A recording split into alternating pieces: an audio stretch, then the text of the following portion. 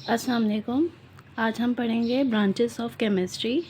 11 types हैं, सही। सबसे पहले आएगा physical chemistry, composition and physical change properties. Organic chemistry, study of hydrocarbon और कंटेनिंग कार्बन, जिसमें हाइड्रोकार्बन हो और कार्बन हो वो ऑर्गेनिक होता है।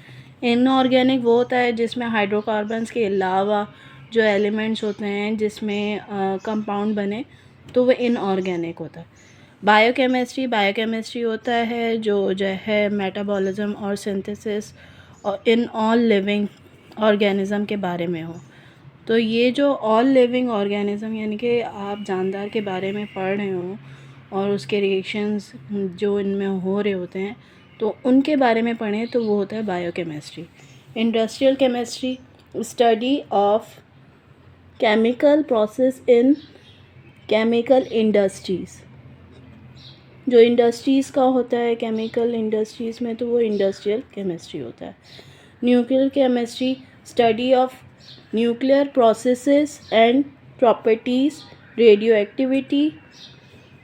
तो रेडियो एक्टिविटी में जो न्यूक्लियर प्रोसेसेस हो रहे होते हैं वो न्यूक्लियर केमिस्ट्री होती है, और इसके यूजेस भी होते हैं। इसके एमसीक्यूज़ भी आ जाते हैं कि इनके यूजेस क्या क्या हैं। तो इनमें से किसी भी ऑप्शन में आए कि डायग्नोस्टिक टूल है कि यूज़ ऑफ रेडियो एक्टिविटी किस में यूज़ होता है, तो डायग्नोस्टिक टूल है फॉर ट्रीटमेंट ऑफ कैंसर है।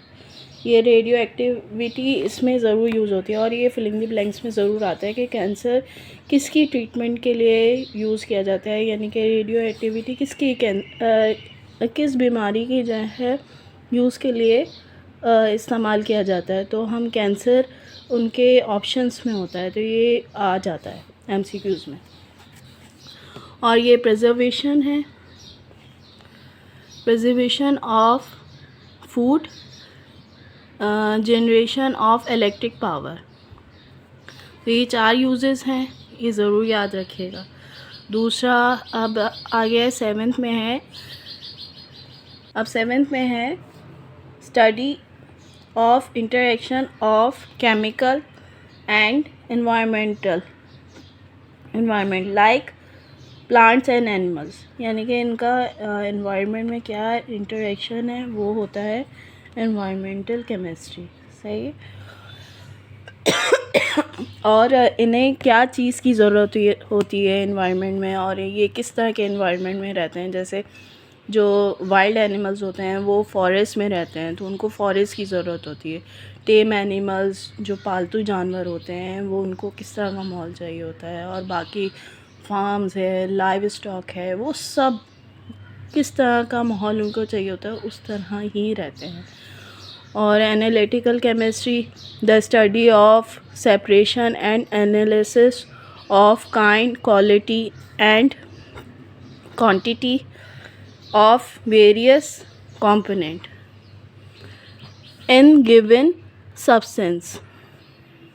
अब है medical chemistry, the study of chemical change in pharmacology and various biological specialities. ये मेडिसिन्स के मुताबिक होता है। फार्माकोलॉजी के बारे में जो है, जो केमिस्ट्री पढ़ी जाती है वो मेडिकल केमिस्ट्री होती है। Quantum chemistry, molecular quantum mechanism, the study of mechanism, operation and experiments of physical models for in chemical system.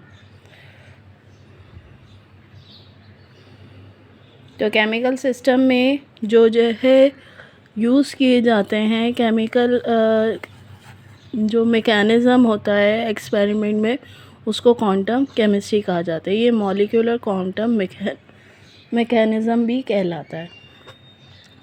Green chemistry, sustainable chemistry, the study of making and designing products. जो making और designing product के लिए chemistry use की जाती है वो होती है ग्रीन केमिस्ट्री। फिर है हमारा next, which is made up of less हैज़र्डस substance. और ये ग्रीन केमिस्ट्री प्योर सब्सटेंस से ज़्यादातर बनाई जाती है, जिसमें चांसेस होते हैं कि जो है लेस हैज़र्डनेस होती है, यानी कि नुकसानदेह कम होता है और नेचुरल चीज़ें ज़्यादा इस्तेमाल की जाती हैं। दूसरा है AMU, ये MCQs में आ जाता है। AMU is equals to 1.66 10⁻⁻24 gram के इक्वल होता है। Atomic numbers is equals to number of proton होता है। ये भी आ जाता है कि अक्सर के MCQs में what is atomic numbers means number of protons. Atomic mass is equals to sum of proton and neutron. फिर है molecular ions lose और gain of electrons की ज़रिए molecular ions बनते हैं। अब फ्री रेडिकल है। फ्री रेडिकल वो होता है जिसमें जो है ना एटलीस्ट एक अनपेयर्ड इलेक्ट्रॉन ज़रूर हो। बैलेंसिंग इक्वेशन के लिए ज़रूर आता है। अगर इस तरफ जो है टोटल नंबर ऑफ़ एलिमेंट्स हैं उनको बराबर करना होता है इस तरफ, तो ये आपको खुद ही करना होता है। दूसरा है mole, the atomic mass, the molecular mass और formula mass express in grams is known as mole. इन तीनों को अगर एक्सप्रेस करें ग्राम में तो उसको मोल कहते हैं। एवोगैड्रोस नंबर ये भी ज़रूर याद रखें, MCQs में आ जाता है 6.02 10⁻23। Maximum number of electron in shell 2n⁻²। ये फॉर्मूला है इसका, और जो है इससे मालूम होता है कि जो है फर्स्ट शेल में कितने इलेक्ट्रॉन्स आएंगे और सेकंड शेल में कितने मैक्सिमम आ सकते हैं। ये मैक्सिमम का है, तो इस फॉर्मूले से हम फाइंड कर लेते हैं। फिर नेक्स्ट आते हैं isotopes. Having same numbers of electrons and protons but different numbers of neutrons. Neutrons के नंबर्स चेंज होते हैं और जो है इलेक्ट्रॉन और प्रोटॉन के नंबर सेम होते हैं, तो उसके होते हैं आइसोटोप्स। जैसे हाइड्रोजन के भी आइसोटोप्स होते हैं, तो इसी तरह उसमें ये फ़र्क यही आता है कि न्यूट्रॉन चेंज होते हैं। अब ये आ जाते हैं ionization energy. Requirement of energy when an electron is move from an atom. जब एटम से एक इलेक्ट्रॉन को मूव करने के लिए जो एनर्जी रिक्वायर्ड होती है वो आयनाइजेशन एनर्जी होती है, और इसका उलट होता है electron affinity. Release of energy, जो रिलीज़ होती है, निकलती है energy when electron is added to an atom. जब इसमें से इलेक्ट्रॉन निकलता है और इसमें डलता है, दूसरा एटम लेता है, तो उसमें से जो एनर्जी निकलती है वो उसको कहते हैं इलेक्ट्रॉन एफिनिटी। ये एब्जॉर्ब करती है, यानी कि इसमें से ये निकालती है और ये ले लेती है एनर्जी। और इसमें ये होता है कि इसमें पीरियड इंक्रीज़ हो रहा होता है।